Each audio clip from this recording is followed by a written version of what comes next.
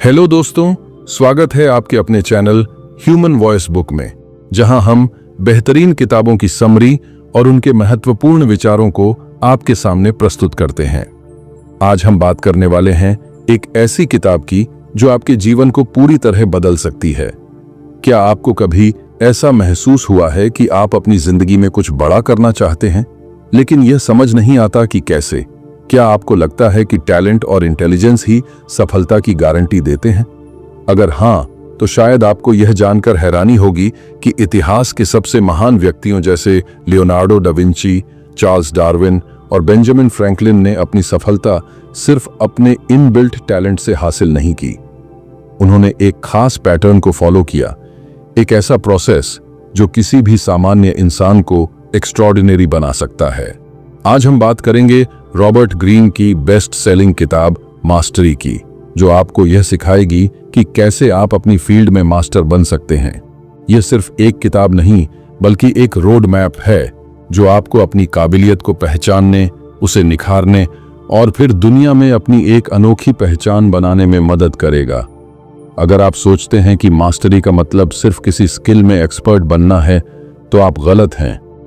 असली मास्टरी तब आती है जब आप अपने पैशन और पर्पस को इतनी गहराई से समझ लेते हैं कि आप हर चुनौती को पार कर सकते हैं, हर बाधा को अवसर में बदल सकते हैं।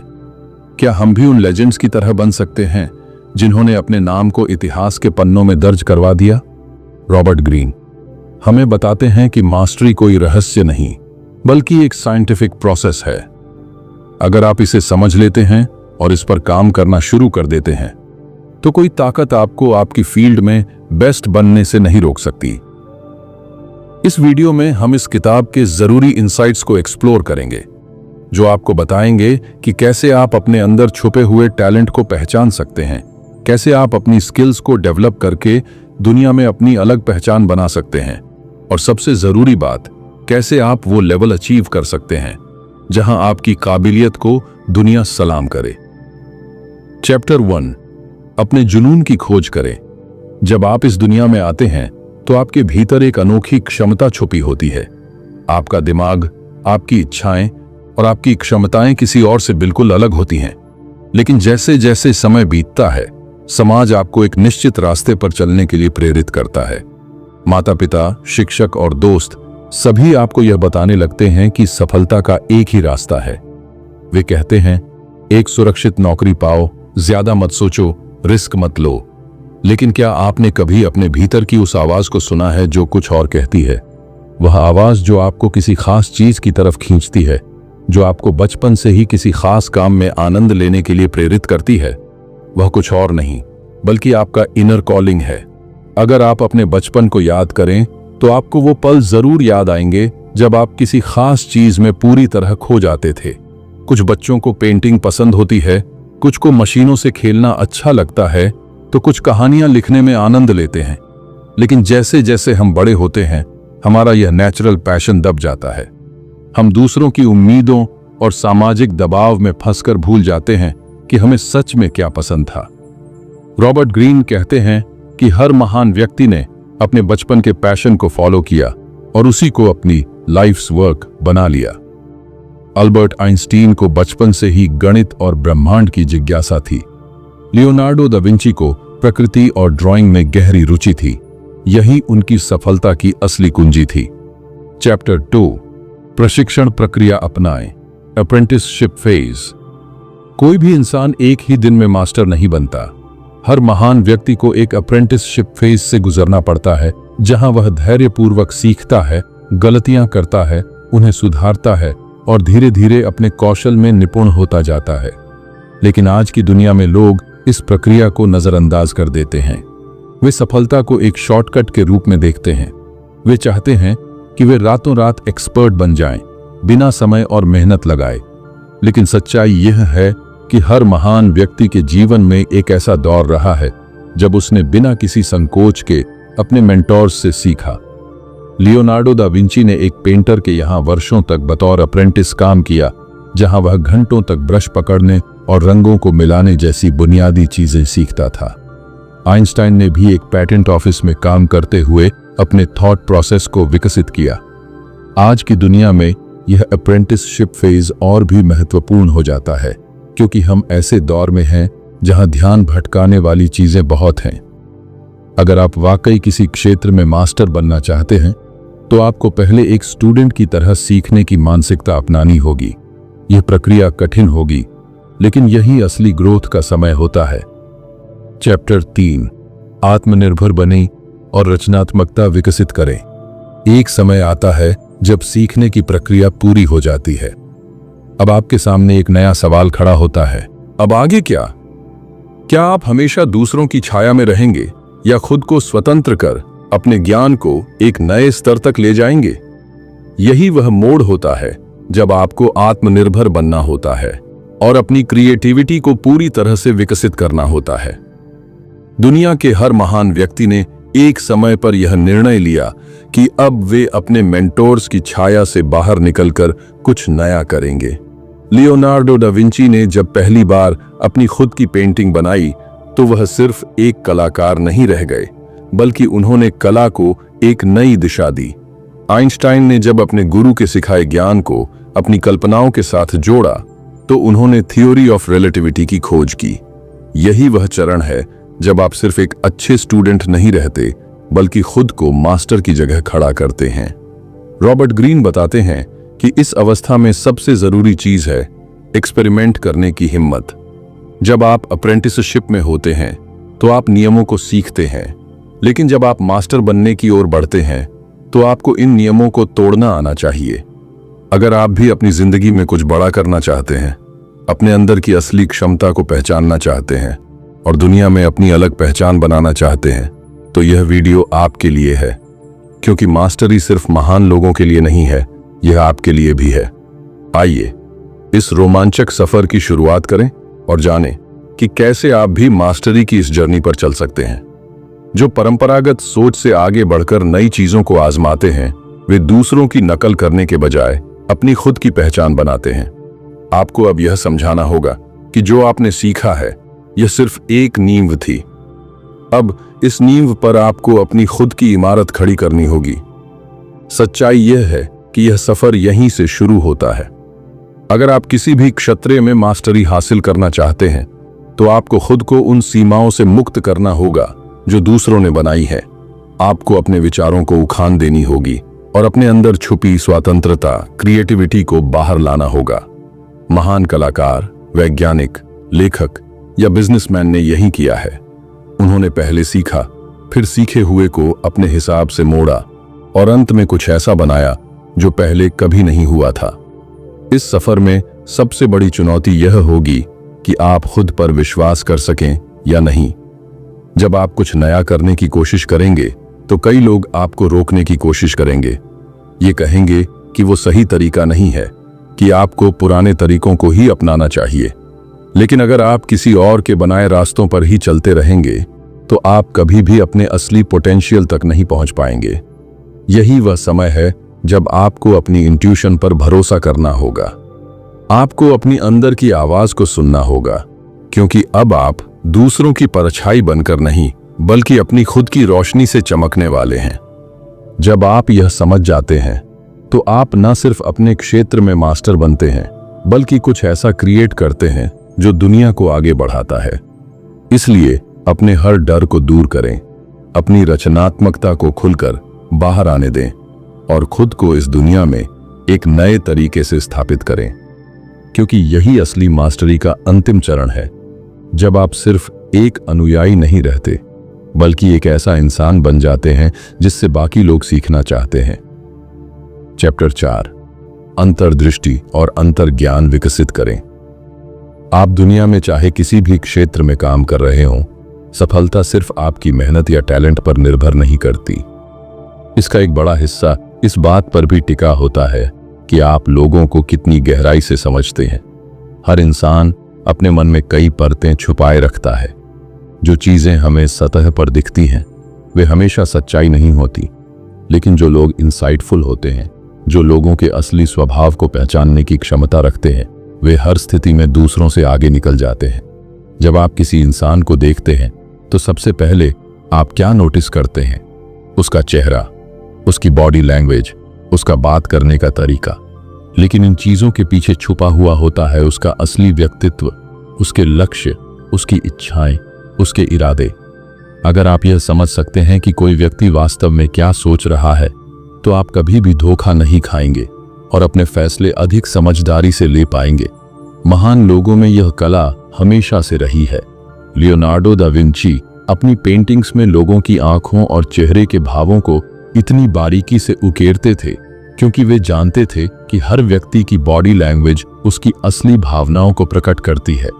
नेपोलियन बोनापार्ट ने अपने दुश्मनों को उनके शब्दों से नहीं बल्कि उनके हाव भाव और निर्णयों से समझा।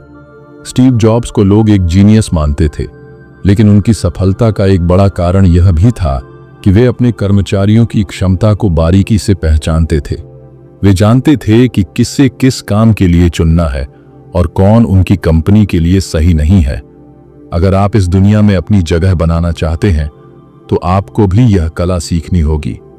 लोगों को उनकी असली सूरत में देखना होगा, न कि उनके द्वारा दिखाए गए बाहरी रूप में। लेकिन यह आसान नहीं है। हम अक्सर अपनी भावनाओं में बहकर लोगों की असली सच्चाई को अनदेखा कर देते हैं। जब कोई हमसे मीठी बातें करता है तो हम मान लेते हैं कि वह हमारी भलाई चाहता है। जब कोई हमसे मुस्कुराकर बात करता है तो हम सोचते हैं कि वह हमारा दोस्त है। लेकिन क्या यह हमेशा सच होता है? नहीं।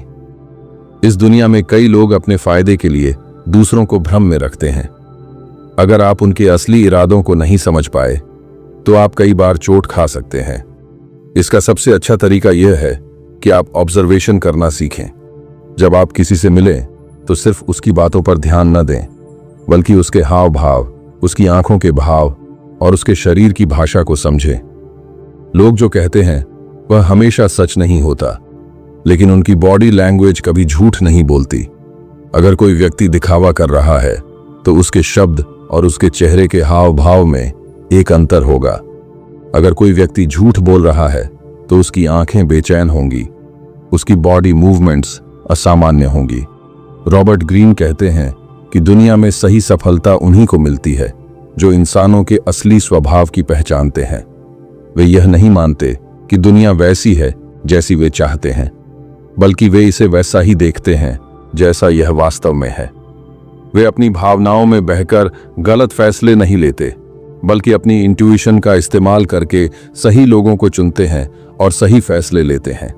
अगर आप भी इस कला में निपुण हो गए तो कोई आपको धोखा नहीं दे पाएगा, कोई आपको गुमराह नहीं कर पाएगा। आप हर परिस्थिति को गहराई से समझ पाएंगे और अपने फैसले आत्मविश्वास के साथ ले पाएंगे। यह सिर्फ एक स्किल नहीं है, बल्कि यह एक पावर है, एक ऐसी शक्ति जो आपको किसी भी क्षेत्र में सबसे आगे ला सकती है। इसलिए लोगों को उनकी असली सूरत में देखना सीखें, सतही बातों से प्रभावित होना छोड़ें और अपनी अंतर्दृष्टि और अंतःज्ञान को विकसित करें। शुरुआत में आपको हर नोट, हर ताल को ध्यान से सीखना पड़ता है। आपकी उंगलियां गिटार के तारों पर सही तरीके से नहीं बैठती, आपकी धुनें अक्सर गलत हो जाती हैं।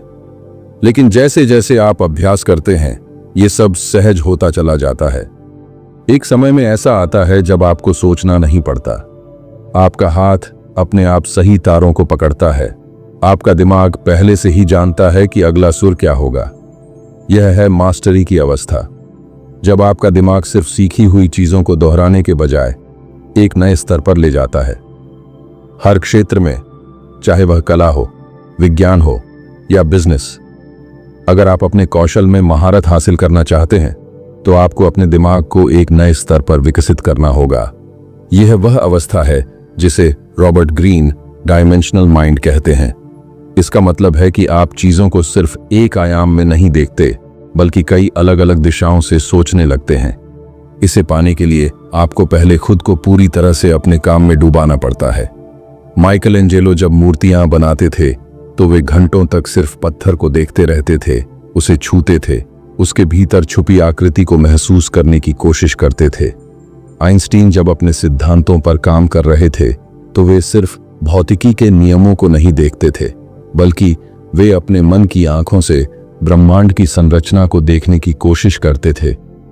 हर महान व्यक्ति जिसने किसी क्षेत्र में क्रांति लाई, उसने पहले अपने दिमाग को इस स्तर तक विकसित किया कि वह चीजों को एक नई रोशनी में देख सके। जब आप अपने बोध में इस अवस्था तक पहुंचते हैं तो आप किसी भी समस्या को अलग अलग नजरियों से देखने लगते हैं। अब आप केवल सीखे हुए नियमों तक सीमित नहीं रहते, बल्कि अपने अनुभव और अंतर्ज्ञान के आधार पर खुद के नियम बनाते हैं। महान संगीतकार अपने सीखे हुए रागों को मिलाकर नई धुनें बनाते हैं। वैज्ञानिक अपनी पुरानी खोजों के आधार पर नए सिद्धांत गढ़ते हैं। बिजनेस लीडर्स पुरानी रणनीतियों को तोड़कर कुछ नया लेकर आते हैं। यही डायमेंशनल थिंकिंग है। जब आप सिर्फ एक अनुयायी नहीं रहते, बल्कि अपने क्षेत्र में इनोवेशन लाने वाले बन जाते हैं। लेकिन इस अवस्था तक पहुंचना आसान नहीं है। ज्यादातर लोग एक निश्चित स्तर तक पहुंचने के बाद रुक जाते हैं। फिर जब तर्क की सीमाएं खत्म हुई, तब उनका अंतर्ज्ञान जागा। यही हर महान व्यक्ति की यात्रा होती है। पहले वे सीखते हैं, फिर अभ्यास करते हैं, और अंत में उनका दिमाग इतनी ऊंचाई पर पहुंच जाता है कि अब सोचने की जरूरत ही नहीं पड़ रहती। जब आइंस्टाइन ने थ्योरी ऑफ रिलेटिविटी की खोज की, तो यह सिर्फ गणनाओं का परिणाम नहीं था। वे खुद कहते थे कि उनके मन में यह सिद्धांत एक विजुअल इमेजिनेशन के रूप में आया। उन्होंने इसे पहले अपने दिमाग की आंखों से देखा और फिर इसे तर्क और गणना से साबित किया। यह है तर्क और अंतर्ज्ञान का मिलन। जब आप किसी भी विषय को इतनी गहराई से समझ लेते हैं कि वह आपके अवचेतन का हिस्सा बन जाता है, तब आप अपने ज्ञान को एक नए स्तर पर ले जा सकते हैं। लेकिन यहाँ सबसे बड़ी बाधा यह होती है कि ज्यादातर लोग इस स्तर तक पहुंचने से पहले ही रुक जाते हैं। कुछ लोग केवल तर्क के दायरे में ही रह जाते हैं।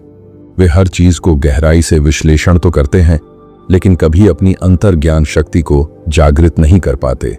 दूसरी ओर कुछ लोग केवल अंतर्ज्ञान पर निर्भर हो जाते हैं, बिना किसी ठोस आधार के।